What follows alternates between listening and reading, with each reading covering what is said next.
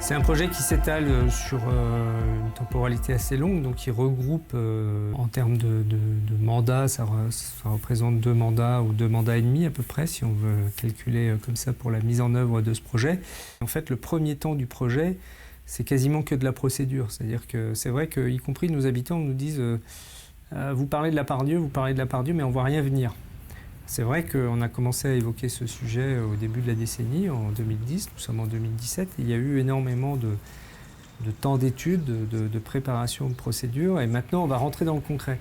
Et quand on va rentrer dans le concret, tout va arriver d'un seul coup.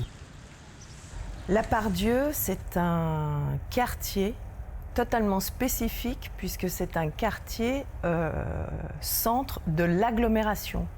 On a un centre ancien à Lyon, c'est la place Bellecour, c'est Saint-Jean, et on a un cœur d'agglomération, c'est la Part-Dieu. Et effectivement, il est multiple ce quartier, parce que c'est un quartier qu'on habite, mais c'est un quartier où on travaille, c'est un quartier qu'on traverse, et c'est un quartier où on vient pour le centre commercial, pour l'auditorium, pour différents équipements. La ville, aujourd'hui, enfin toujours, elle n'arrête jamais de se transformer. C'est-à-dire qu'elle n'est jamais finie et elle évolue toujours.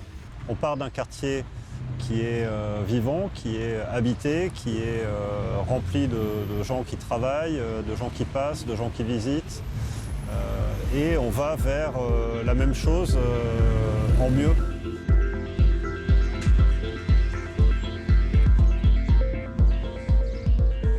Aujourd'hui, on a un morceau qui est terminé avec la rue Garibaldi, des plantations, des pistes cyclables, des grands trottoirs, des terrasses de café qui se sont installées, une tour in-city, le parvis des Halles qui s'est aménagé aussi.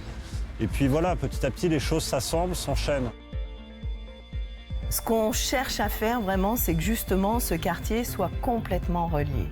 Et l'opération de la rue Garibaldi est, de mon point de vue, un exemple absolument probant, puisque la rue Garibaldi, c'était une autoroute urbaine. Donc on ne traversait pas, et le quartier était coupé en deux.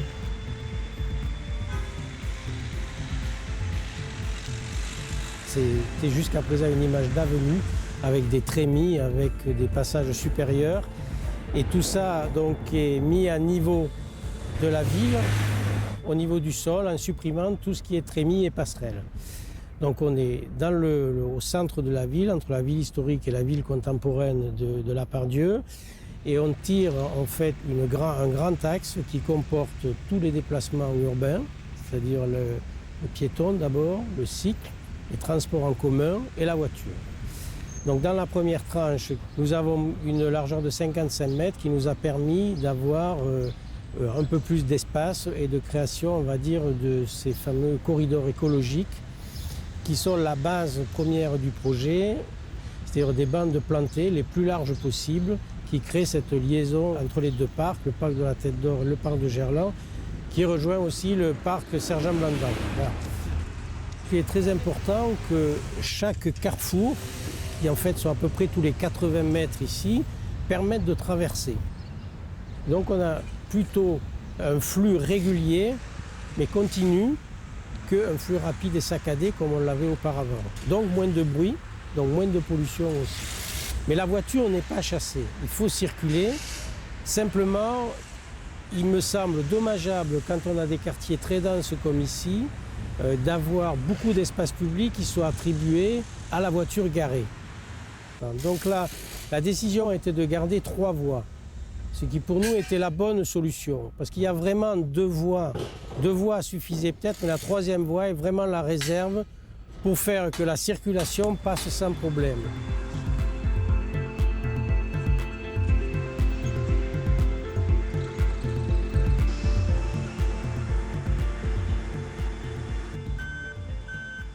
Pour la mairie d'arrondissement, c'est tout à fait fondamental qu'il y ait un dispositif de concertation extrêmement ouvert et performant.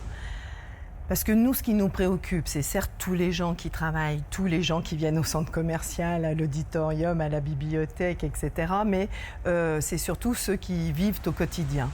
Et ce qui a été mis en place par la SPL Part-Dieu est tout à fait intéressant de ce point de vue-là, puisqu'il y a beaucoup de réunions de concertation, avec certes des habitants, mais aussi des associations d'usagers. Je pense aux droits du piéton, je pense à ceux qui défendent les modes doux, à ceux qui défendent l'accessibilité aussi dans la ville, etc.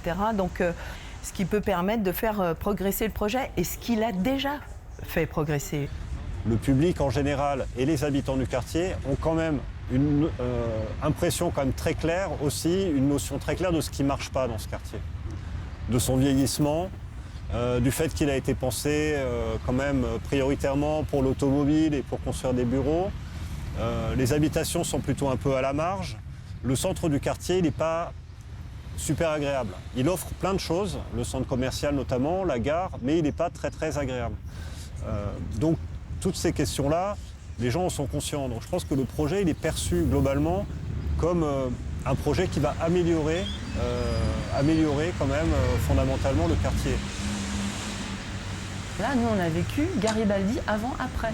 C'est tout simplement exceptionnel. Et on ne parle même plus de l'avenue Garibaldi. En famille, on parle de l'allée Garibaldi. Le parvis de la mère Richard et puis tout l'aménagement, on avait une station-service. Une station-service, c'était atroce, à tout point de vue. Maintenant, on a un grand espace public.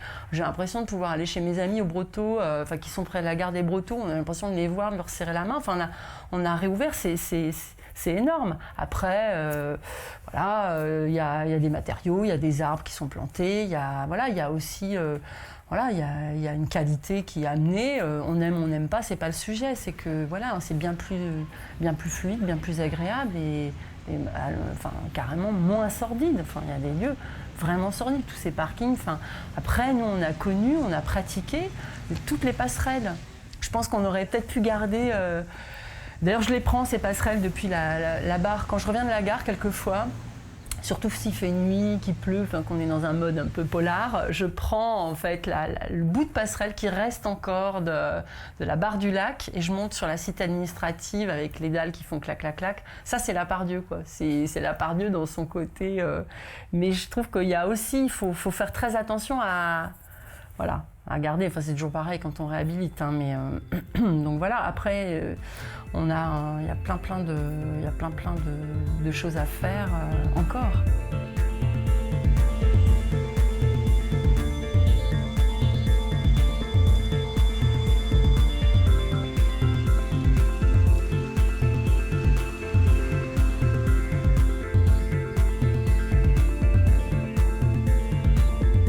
C'est un bâtiment qui a été construit au début des années 1960 par un architecte qui s'appelle Jean Zumbrunnen, qui a eu un rôle majeur au niveau du dessin, du plan de composition du quartier de la Part-Dieu et de la réalisation de certains de ces bâtiments majeurs.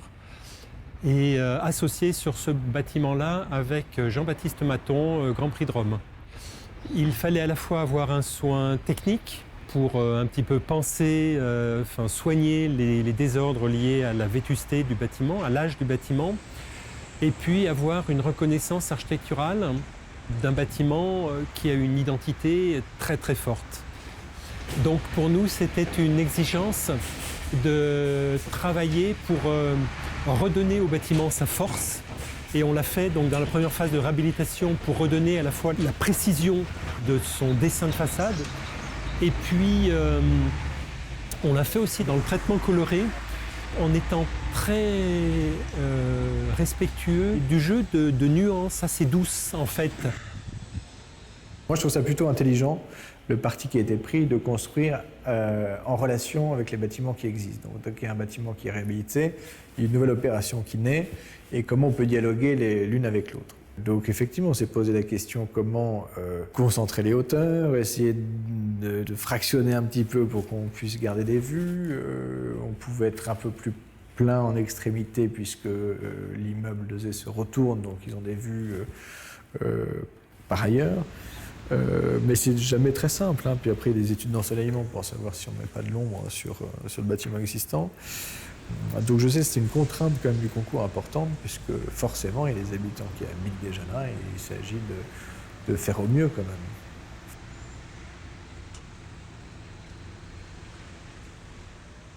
Et il y a cette idée quand même à la Part-Dieu qui est assez intéressante, ce qui est un peu le caractère du quartier, et qu'il ne faudrait pas perdre, c'est ce côté où il y avait eu des bons ingénieurs qui avaient fait quand même des bâtiments assez puissants, qui ont une certaine force, qui d'ailleurs aujourd'hui n'ont pas pris de ride. Leur image est bien, ils ont très bien vécu, ils ont bien vieilli, etc. Et ça, c'était avec une bonne qualité d'entreprise, des bons ingénieurs. Ils avaient fait des choses un peu brutalistes, mais avec un sacré caractère. Donc c'est un retour sur une construction d'une époque très caractérisée. Et ce retour est fait en gardant certains fondamentaux de cet urbanisme, de cette architecture de cette époque, en essayant de l'enrichir d'abord par la présence de logements. Ça, c'est une volonté de la ville. Ça, c'est ce que l'on fait partout. On est évidemment tous attentifs à ne plus avoir ces quartiers spécialisés, bureaux, logements, qui ne vivent les uns que la nuit, les autres que le jour.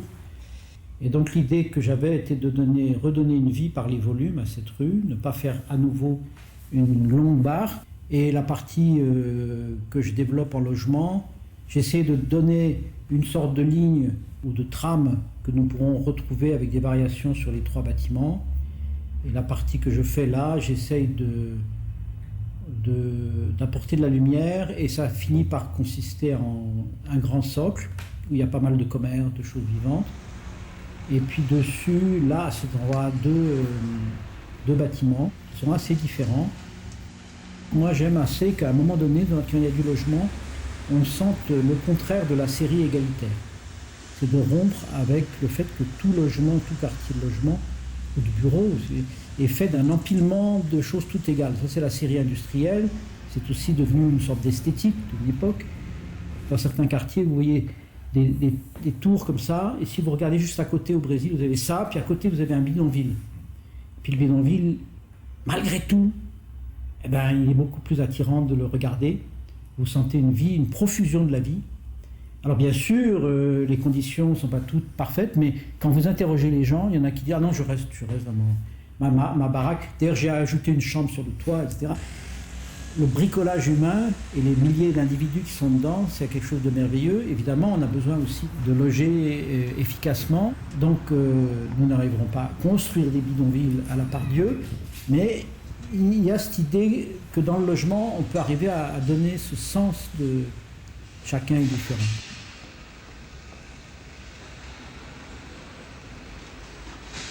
On hérite quand même d'un patrimoine bâti qui n'est pas anodin et qui conditionne considérablement le projet. Donc ça, c'est un concours qui a été fait avec Christian de Portzamparc et qui travaille sur son idée d'îlot ouvert, mais de toute façon, de fait, il est ouvert, l'îlot.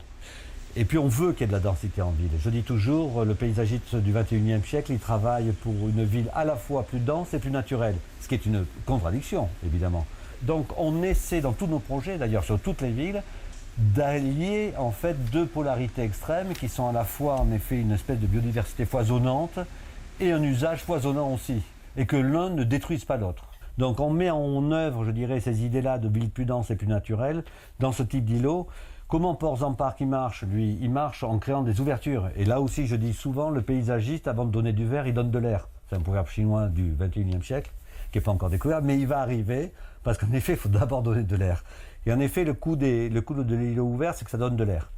C'est-à-dire qu'en effet, tout d'un coup, il y a des ouvertures, des perspectives, du ciel qui descend jusqu'à la rue, tout d'un coup, un arbre qui déborde, etc. Et cette espèce d'hétérogénéité d'espace, d'irrégularité, fait respirer un peu, parce que justement, on sort de la règle absolue et du systématisme.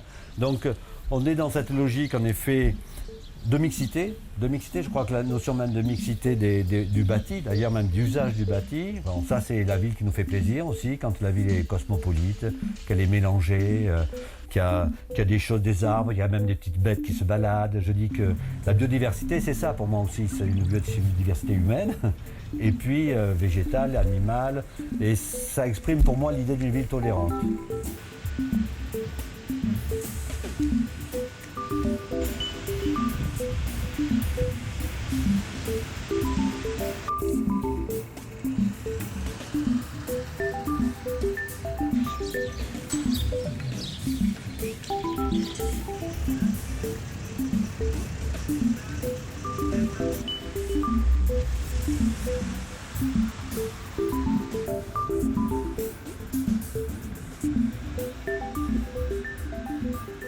Il est assez difficile en fait de définir qui est l'habitant de la Part-Dieu. Puisque en fait c'est une diversité qui se retrouve sous ce vocable-là. Une diversité parce qu'on a des gens qui habitent la Part-Dieu parce qu'il y a la gare et qui sont amenés à prendre le train pour se rendre notamment à Paris quotidiennement, voire quotidiennement ou plusieurs fois par semaine. Et puis il y a des habitants alors qui sont anciens mais pas si anciens que ça non plus, puisque en fait la Part-Dieu est un quartier jeune. Il a 40 ans. On ne parle pas de quartier ici, véritablement. On est dans une Barre qui elle-même est un quartier. Quand on prend les 2 Barres, il y a 2000 habitants. C'est l'équivalent de l'auditorium de Lyon. Vous remplissez l'auditorium et donc on a un rapport à la rue qui est différent parce qu'on est surélevé, on a une grande coursive. Donc on a un rapport au quartier qui est déjà singulier. Parce qu'effectivement, on a un rapport au travail, au déplacement, au service qui est, je dirais, presque idéal. Et le quartier de la Part-Dieu, c'est les années 60. C'est des gens qui sont arrivés de partout, y compris d'Algérie. Enfin, on est dans cette période-là. Et les bars étaient construites pour accueillir des provinciaux qui venaient travailler à Lyon, parce qu'il y avait un boom économique aussi des rapatriés. Et ces bars, elles ont accueilli en fait tous ces gens-là qui aujourd'hui, vous pouvez calculer, ont 80 ans, voire plus. Et donc on a un changement de génération sur ces bars et qui sont par contre très très prisés par des urbains qui souhaitent vivre à la Part-Dieu, qui ont la chance de franchir la barrière de la façade de cet immeuble qui quelque part est quand même très austère et qui n'est pas éclairé sur le sujet peut trouver ça complètement justement infranchissable. Et ce côté, la Part-Dieu c'est du béton, c'est gris, il n'y a que des bagnoles, justement ça brasse, c'est un quartier d'affaires, c'est sans âme, ce qui est complètement faux. Mais encore une fois, le quartier, en 12 ans, a beaucoup changé. La caractéristique de ce quartier, à sa construction, avec l'urbanisme de Dalle, etc., c'était vraiment un quartier moderne. On y construisait le métro, on y construisait une gare, on y construisait un centre commercial, un auditorium qui est tout à fait exceptionnel au niveau de son architecture. Donc c'était un quartier qui était nouveau, vraiment et dans une modernité. Et aujourd'hui, quand on travaille sur le projet Part-Dieu, on est toujours dans cette dynamique-là d'avoir un quartier qui soit moderne, innovant et qui est en fait la caractéristique de la Part-Dieu, son identité, et donc une identité qu'on cherche bien sûr à garder.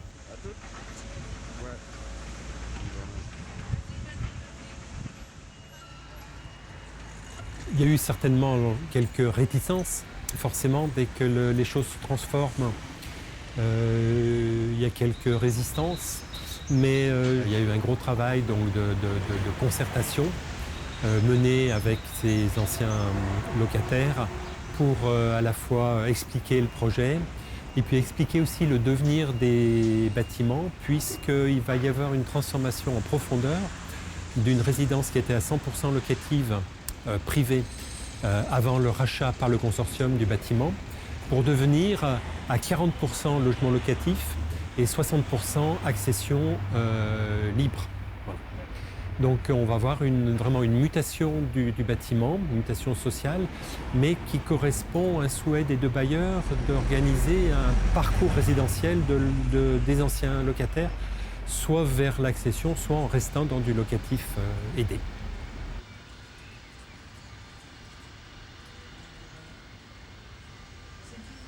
L'identité de la Part-Dieu, elle existe. Effectivement, quartier moderne, quartier central. Mais l'attachement des habitants à ce quartier, il est fort, plus sur la qualité du cadre de vie que sur l'identité elle-même. C'est vrai que le projet Part-Dieu, dans son ambition première, on a parlé de bâtiments. Et le seul espace public sur lequel on s'était focalisé, c'était effectivement la rue Garibaldi, qu'on peut appeler avenue Garibaldi depuis qu'elle est devenue aussi jolie.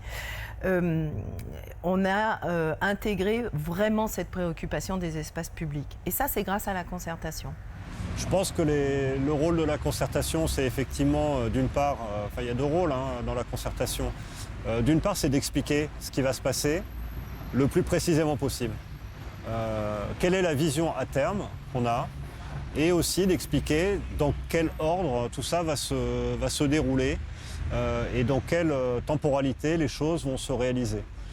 Parce que, comme j'ai dit, on ne va pas faire croire à personne qu'on va tout d'un coup, du jour au lendemain, avoir transformé un quartier. Au niveau des espaces publics, la première opération qui va être engagée à partir de septembre 2017, c'est le réaménagement de la place de Francfort, qui est quand même un espace extrêmement ingrat et qui va être planté avec beaucoup d'arbres, retrouver de l'espace pour les piétons, une gare routière beaucoup mieux organisée, un parking minute pareil, plus rationnel, mieux. Tout ça va beaucoup mieux fonctionner et tout d'un coup il y a une nouvelle qualité qui va arriver là-bas. Un endroit qui est un petit peu, on peut dire peut-être le pire du quartier. Donc en gros, je pense que ça c'est des choses aussi qu'on peut expliquer, on peut raconter l'histoire un peu dans le temps.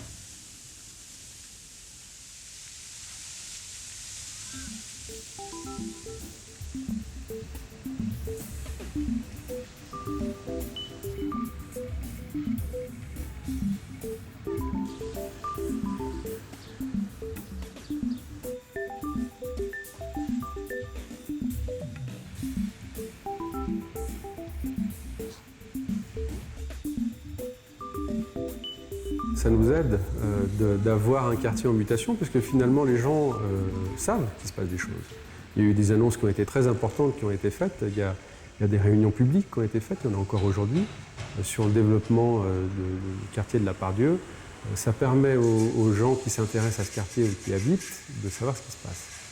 À l'inverse, quand on construit en zone périphérique, il n'y a pas d'information. Donc là, on dérange, je dirais, beaucoup plus. Il n'y a pas de précédent, il n'y a pas de communication.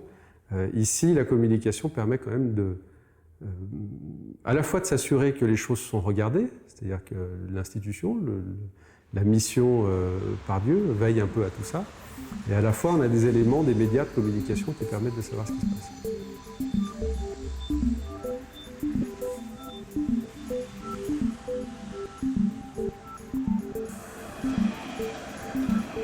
Intervenir en ville dans un quartier bien entendu vivant, très usité, avec le tramway, des voies de circulation, beaucoup de piétons, ça demande effectivement une logistique en matière de chantier qui est importante. Donc, bien évidemment, il y a une discussion avec la ville sur les emprises auxquelles on a le droit tout autour. Donc ça, c'est très important. Il y a une gestion au niveau des approvisionnements par rapport aux entreprises. Enfin, tous ces aspects-là qui sont vraiment très pertinents pour que le chantier se passe au mieux.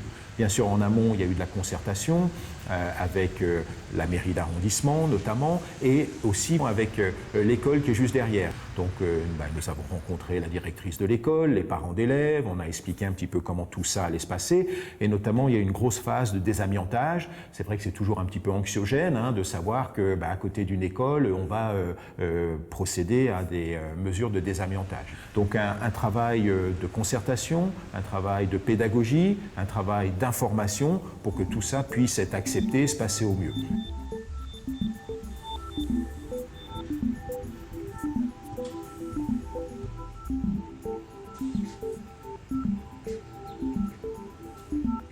On a aujourd'hui sur le quartier 500 000 usagers jour qui parcourent le quartier.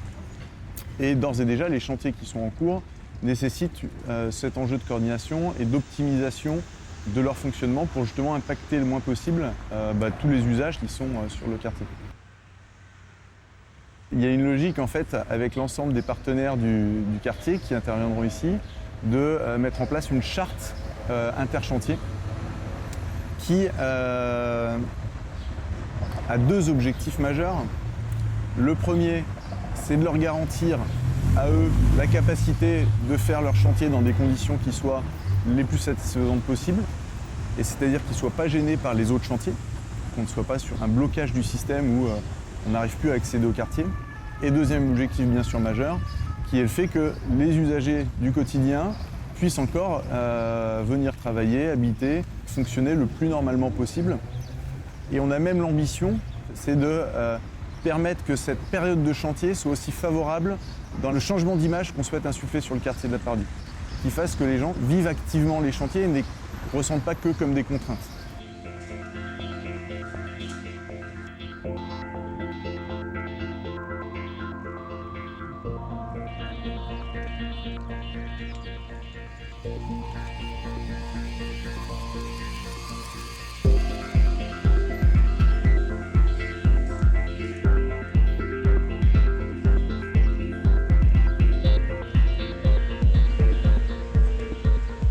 On se prépare à des années un petit peu plus difficiles ou des mois un petit peu plus compliqués en termes de charges de travaux et du coup de dérangements dans les mobilités, à la fois pour nos salariés et aussi pour nos visiteurs, puisqu'il faut qu'on soit prêt à leur indiquer la meilleure manière de venir nous voir, par exemple. Alors on s'appuie beaucoup, Aegis, sur le club Part-Dieu, qui est en étroite relation avec SPL, la SPL, donc Société publique locale, pour ce qui concerne l'aménagement et la réinvention du quartier, et qui a prévu de mettre en place un dispositif de communication très efficace en termes d'information, chantier auprès des entreprises et du coup de tous les salariés. Alors en fait, je suis très en attente de pouvoir utiliser davantage ce quartier comme un lieu à vivre et un lieu de loisirs en fait. Il manque encore un petit peu d'infrastructures, par exemple, de lieux où sortir le soir, par exemple. En termes de transport, pour moi, ce qui a changé, c'est mon temps de transport.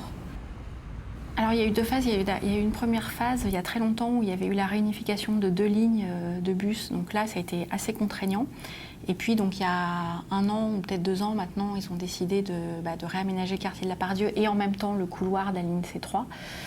Après, il y a eu un avantage, c'est qu'il y a beaucoup d'arrêts de bus qui ont été déplacés. Le mien a été déplacé encore plus près de chez moi. Donc voilà, je ne pouvais pas trop me plaindre niveau déplacement des arrêts de bus. En revanche, effectivement, le trajet a été beaucoup plus long parce que détourné sur d'autres axes que le cours Lafayette.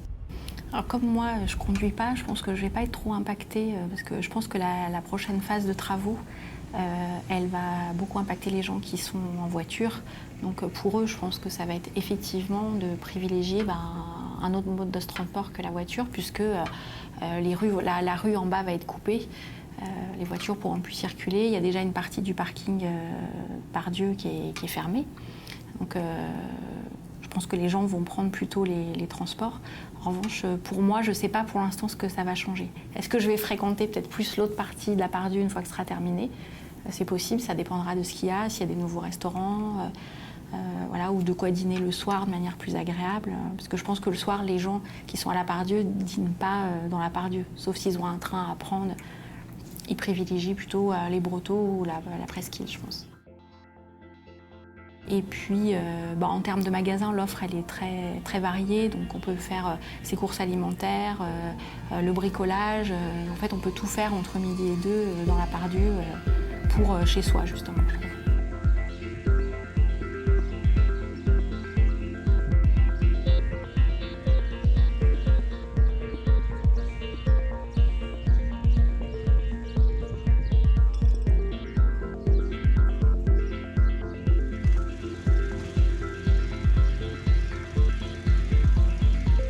L'enjeu numéro 1 de la phase chantier, c'est de maintenir une activité extrêmement qualitative sur le centre commercial. On est sur un centre commercial qui accueille 35 millions de visites par an. Les Lyonnais viennent plusieurs fois par mois pour passer du bon temps avec leurs amis, avec leur famille. Il est hors de question de créer des difficultés à nos visiteurs, à nos clients. La première chose, c'est que la plus grosse partie du chantier se déroulera en site clos, séparé du centre commercial existant. C'est à l'emplacement de l'actuel parking 3000. Et pour les travaux qui se dérouleront à l'intérieur du centre commercial, ils vont se dérouler essentiellement de nuit. Ce centre commercial, il a ouvert en 1975. Il est arrivé à l'époque où le quartier de la Part-Dieu, fondamentalement, s'est créé pour remplir les besoins en immeubles de bureaux de la ville de Lyon. Alors c'est aussi une histoire architecturale avec l'urbanisme de Dalle. L'architecture de Dalle, elle répondait à un enjeu qui était l'accès en voiture des clients du centre commercial et des occupants des bureaux. L'idée, c'était de séparer les flux pour que les piétons ne se cognent pas contre les voitures. Et ça fonctionnait bien. Aujourd'hui, le monde a changé. Il y a simplement 5% des clients de ce centre commercial qui viennent en voiture aujourd'hui. L'essentiel viennent à pied, par les transports en commun. Et donc ce doublement d'activité, il génère aussi des besoins en commerce, en restaurant. Et donc on accompagne cette dynamique-là en améliorant le centre commercial.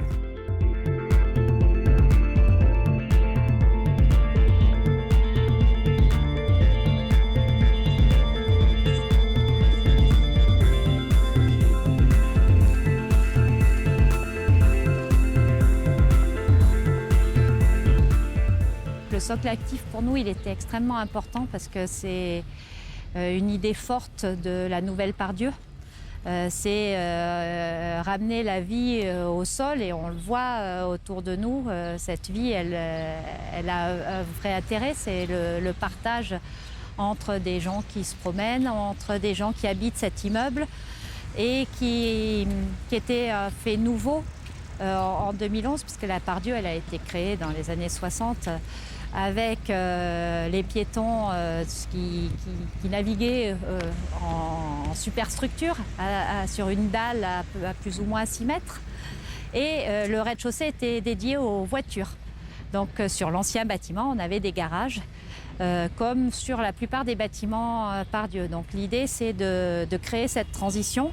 Et donc là, on a un vitrage extrêmement clair, transparent, qui n'est pas coloré, pour que la vie qui se passe à l'intérieur du bâtiment n'apparaisse pas verdâtre ou déformée, mais soit au plus proche du passage des riverains. Et puis ce mur rideau, il fait 7,30 m de haut et il est tenu par des petits poteaux verticaux qui sont en inox miroir, donc extrêmement réfléchissants, à la fois pour amener une certaine élégance dans le quartier et à la fois pour que cet effet miroir efface ces verticales et que cette espèce de nuage blanc flotte au-dessus du socle. Et donc l'idée, c'était de créer plutôt des lanières, de se mettre perpendiculaires à la grande barre de logement pour ne pas venir créer des barrières visuelles, ne pas enlever de la lumière aux habitants qui sont situés à l'ouest de nos constructions.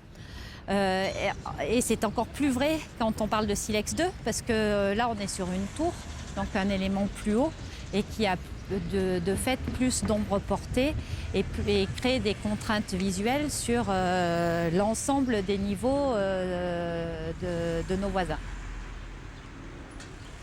Déjà, au départ, on intervient sur un objet patrimonial auquel sont attachés les Lyonnais.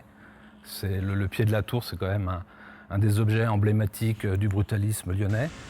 Et donc, dans l'écriture architecturale, on a beaucoup travaillé sur la manière de proposer une interprétation contemporaine du style de la Part-Dieu. Donc, qu'est-ce qu'on a constaté? Qu'il y a une géométrie très rigoureuse, une modularité, une répétitivité, des rythmes, et en même temps une architecture assez peu vitrée, quoi. C'est une architecture avec beaucoup de matérialité. Donc nous, on met en évidence le béton existant, puisque c'est du béton patrimonial, et tout ce qui est contemporain, nous, on habille avec de l'aluminium. Donc nous, notre travail, c'est de recoudre, retrouver le lien de cette tour avec la ville. Donc on démolit tout le socle qui est autour de la tour, on la dégage, on dégage le pied, on le met en valeur, et en même temps, il participe à la décoration du hall. Le pied, on tourne autour dans le projet.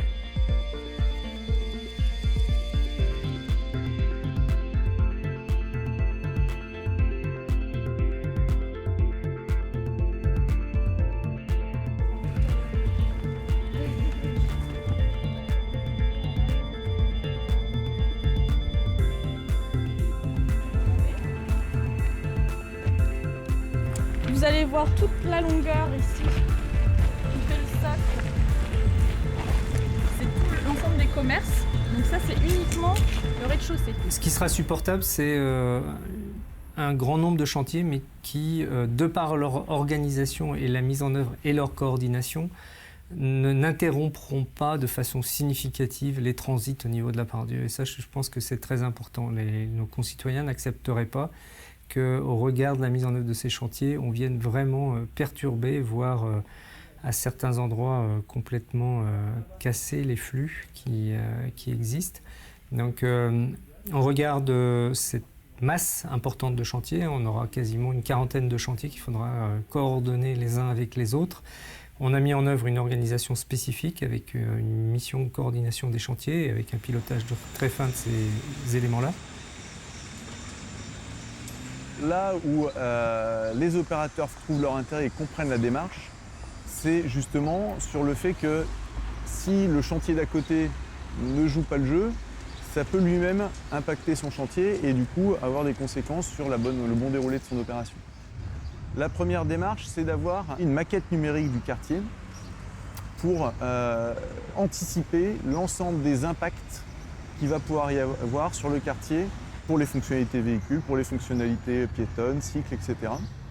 Et donc on va rentrer dans cette maquette numérique l'ensemble des emprises chantier, mais on va décliner cela aussi aux moindres petites interventions d'une entreprise de réseau qui vient renouveler une canalisation par exemple, où au final c'est des fois ces petits grains de sable qui peuvent avoir un impact assez important sur les fonctionnalités. Et ça c'est assez novateur parce qu'aujourd'hui il n'y a pas de consolidation de ce qu'on appelle les impacts cumulés de l'ensemble des chantiers. On va jusqu'à se poser la question aussi d'intégrer dans cette démarche-là la question des livraisons par exemple. On sait qu'on a avec le centre commercial des livraisons qui parfois perturbent le fonctionnement du domaine public. Donc de quelle manière est-ce que aussi ces fonctionnalités-là sont intégrées dans notre modèle pour vraiment garantir le fait que les véhicules pourront bien passer, que les piétons auront toujours un itinéraire.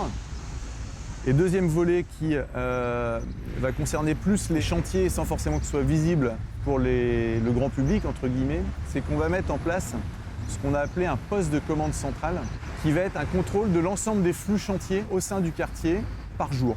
C'est-à-dire qu'on aura un certain nombre de sillons d'accès au quartier limités par jour où les entreprises devront réserver à l'avance ces sillons pour être sûr qu'on ne va pas venir congestionner sur une journée parce que 2 chantiers auraient prévu de faire des coulages de béton qui nécessitent beaucoup de flux de tout pile le même jour et donc d'étaler ça dans le temps pour que dans la circulation, ça ne vienne pas perturber le fonctionnement. Mercredi, ouais, ça c'est les maquettes.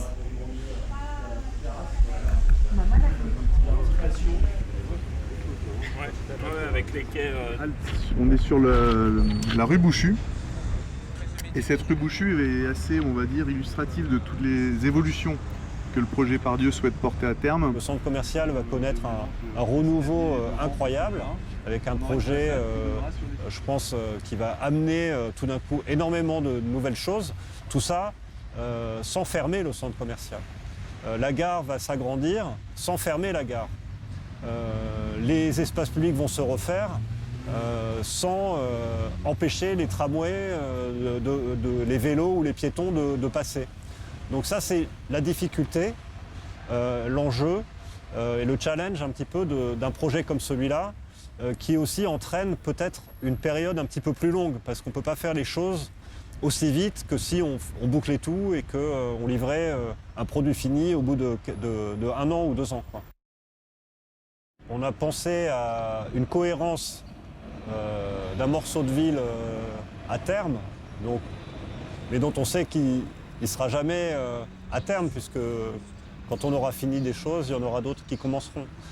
Ensuite, on pense évidemment d'un point de vue technique, c'est un petit peu moins ma spécialité, mais quand même, je suis ça de très près, à ce qu'on appelle le phasage des opérations, parce qu'il y a une organisation technique à mettre en place pour que les chantiers puissent fonctionner, pour qu'une chose puisse se faire après l'autre, et que, autant que possible, si des immeubles nouveaux sont construits, on arrive à livrer des espaces publics concomitamment pour que les nouveaux usagers qui arrivent se retrouvent dans un environnement qui soit le plus agréable, le plus fini possible.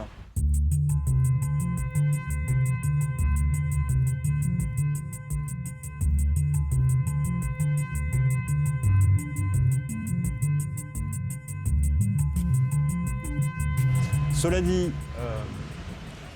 une chose qui est sûre, c'est que comme on travaille dans une ville existante, avec autant d'activités, autant de flux, autant d'échanges avec le pôle d'échange de transport en commun, tout ça, ça ne peut pas s'arrêter. On ne peut pas fermer le quartier, mettre une barrière autour, faire le chantier et puis rouvrir en disant « ça y est, c'est fini ». Donc tout ça, ça va se passer de manière intégrée, de sorte que tous les services du quartier aient leur continuité. Le projet, ce n'est pas uniquement un point, c'est un assemblage d'opérations qui vont se dérouler dans un temps long, progressivement, avec évidemment une intensité plus forte pour ce qui va se passer au niveau de l'agrandissement de la gare, le réaménagement des infrastructures, etc. D'abord, il y a une chose qu'il faut quand même comprendre, c'est que nous n'allons pas nous inscrire dans le site tel qu'il est actuellement. On sait déjà qu'on a démoli les meubles qui étaient à l'entrée du parvis. Et donc tout le paysage va être modifié parce qu'on s'inscrit dans un grand projet de ZAC, la ZAC de Part-Dieu-Ouest. La gare date de 83, était inaugurée en 83. Et là, on va se retrouver dans une évolution du quartier Part-Dieu très importante pour s'inscrire dans les années et les décennies qui viennent. Le projet a des horizons jusqu'en 2050. La gare, c'est quand même quelque chose de très important, c'est l'entrée de ville. C'est un monument, il y a des gares avec des beffrois, etc. Donc là, on se retrouve à trouver une expression particulière. Et face à cette monumentalité verticale des immeubles qui vont l'entourer, on a joué la monumentalité horizontale. La particularité de cette gare, c'est d'être un passage sous le plateau de voie entre l'Est et l'Ouest. Un passage urbain, piéton. Je crois qu'en France, c'est la seule gare, qu'on peut retrouver de tels modèles à l'étranger. Et donc, ce hall de gare, c'est celui qui constitue le bâtiment voyageur. Et il est complètement saturé par les accès aux quais, par les espaces d'attente, par les commerces, par les services. Donc l'enjeu, ça va être de désaturer de cet espace et de repositionner un certain nombre de fonctions dans d'autres ailes. Il faut aussi améliorer les accès aux quais, qui sont complètement aussi surexploités. Et donc, on va recréer au sud, on va réutiliser un autre passage urbain parallèle qui existe déjà, mais qui va être à la fois dédié aux piétons et aux voyageurs et à la fois à la circulation automobile. C'est le passage Pompidou. Entre ces deux grandes entités fonctionnelles de la gare qui donnent accès aux quais, qui donnent l'accessibilité, eh bien, nous allons pouvoir recréer deux grandes ailes, à l'ouest, côté Béraudier, à l'est, côté Villette, pour redistribuer toutes les fonctions, services de la gare, attente, commerce et tous les services liés au voyage.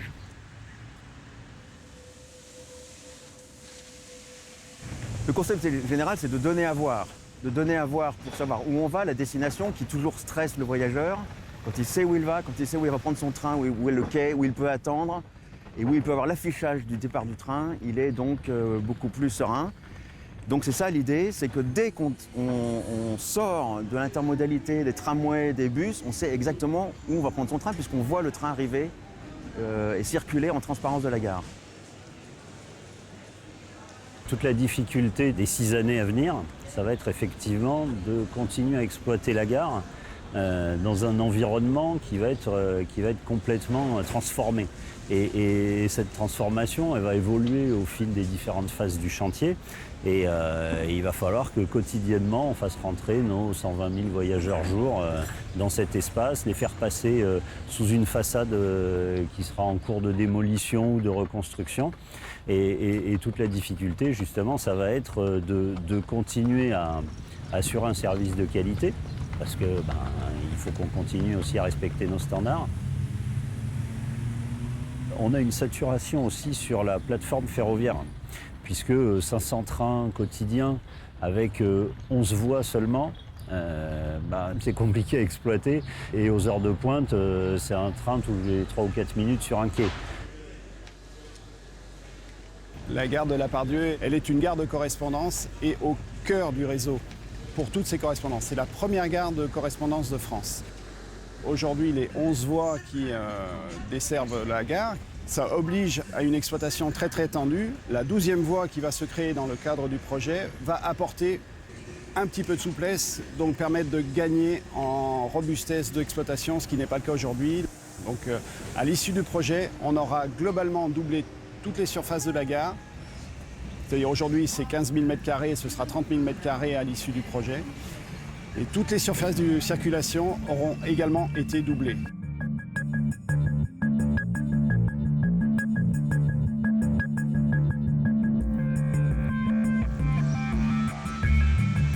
chantier, c'est jamais très facile, bien sûr, mais tout le monde est conscient du fait que cette gare est trop petite, que ce soit les voyageurs, mais aussi tous les habitants de la métropole ou les habitants du quartier.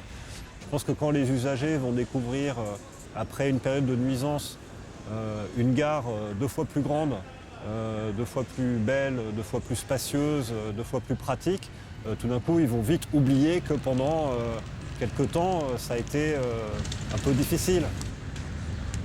L'objectif, bien entendu, par rapport aux usagers, c'est que le moins possible, ils soient confrontés à des problèmes, mais aussi que les fois où malheureusement il pourra y avoir un impact sur leur usage quotidien, ils le comprennent.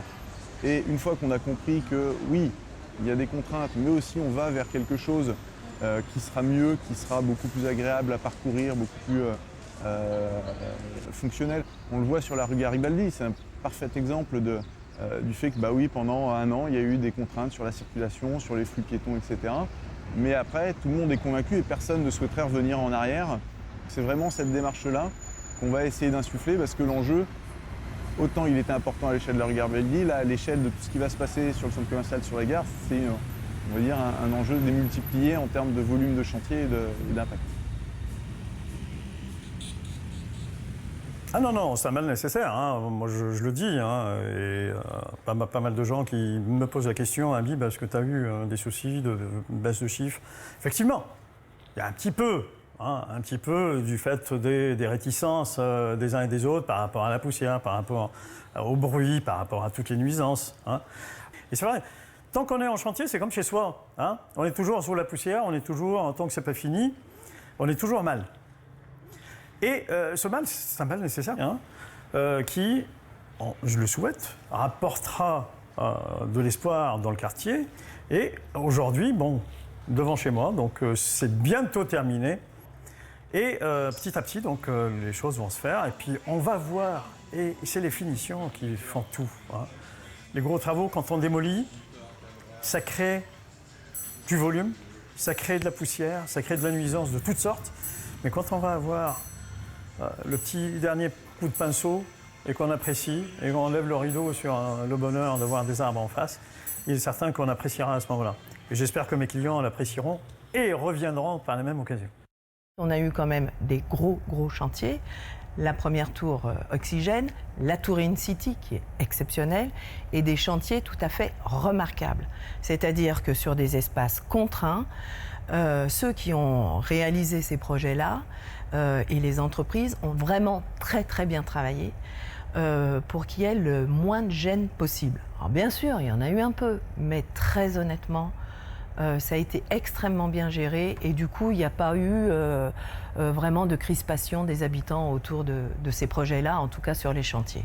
Ce qui va être plus difficile dans l'avenir, c'est qu'effectivement, on va avoir une concentration de chantiers dans une même temporalité. Donc ça, il faut bien le dire, que dans les années à venir, il faut éviter de venir en voiture à la Part-Dieu. On est quand même aussi dans une ville où il y a des enjeux économiques énormes, enfin, soyons très clairs. Donc là, il y a des orientations qui sont données.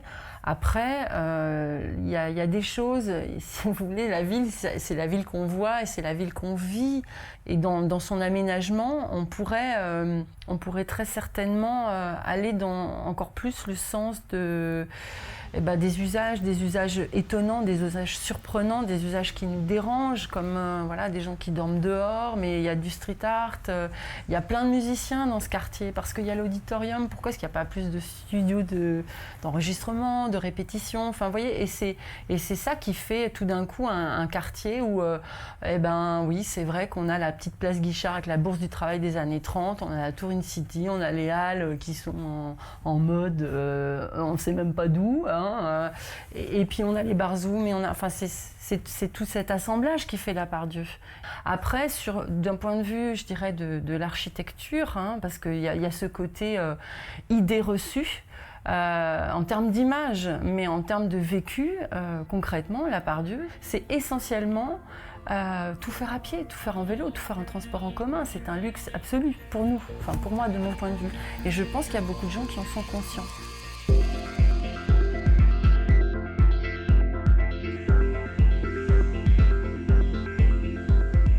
Il faut aussi qu'on soit en capacité de, quelque part, de donner aussi une direction à nos concitoyens, à nos habitants, en expliquant que ce projet va contribuer à un meilleur fonctionnement de l'agglomération, va contribuer au fait que l'ensemble du quartier va mieux fonctionner, que ça va contribuer à la production de richesses, ça va contribuer à la production de logements, ça va contribuer aussi à revégétaliser ce quartier de la Part-Dieu qui est essentiellement minéral.